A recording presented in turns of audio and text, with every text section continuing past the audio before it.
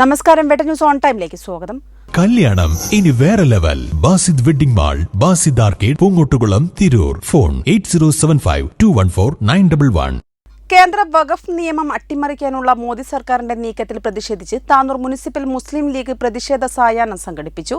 താനൂർ പഴയ bus stand പരിസരത്ത് നടന്ന പ്രതിഷേധ സായാഹ്നം മുസ്ലിം ലീഗ് സംസ്ഥാന സെക്രട്ടറി ഷാഫി ചാലിയം ഉദ്ഘാടനം ചെയ്തു.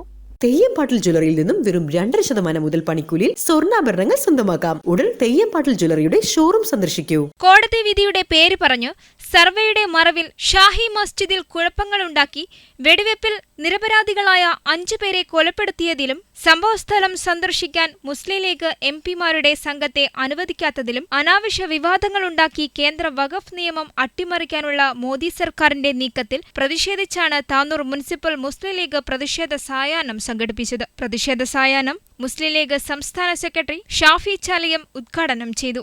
ഞങ്ങളെ എംപിമാരെ തടയാനായി ഉത്തർപ്രദേശിലെ പോലീസ് 600ഓളം ബറ്റാലിയനാണ്, 600 പേരെയാണ് നിയോഗിച്ചത് ഞങ്ങളെ 5 എംപിമാരെ നേരിടാൻ.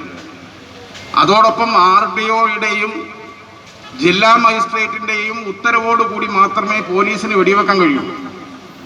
എന്നാൽ RDOയുടെയും ജില്ലാ മജിസ്ട്രേറ്റിന്റെയും അധികാരമില്ലാതെ വെടിവെക്കാൻ അധികാരമുള്ള ഒരു അർദ്ധ സൈനിക വിഭാഗമുണ്ട് UPയിൽ.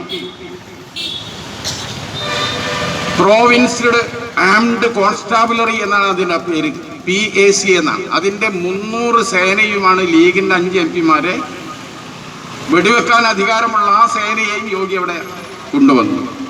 സി മുഹമ്മദ് അഷ്റഫ് അധ്യക്ഷത വഹിച്ചു. Advocate PP Harif, MP Ashraf, TV Kunhan Bava Haji, TPM Abdul Karim, advocate KP Saidalavi, advocate PP Rauf, Rasheed Thapreri, AP Muhammad Shareef, CP Ashraf, VP Basheer, PP Shamsuddin, Habid Vadakkayil, Siddique Tanur, Nizam Tanur, Yusuf Tanur, Jafar Sadiq Chancheri, Shahid Panangattur, Farooq Nadakkavu എന്നിവർ പ്രസംഗിച്ചു.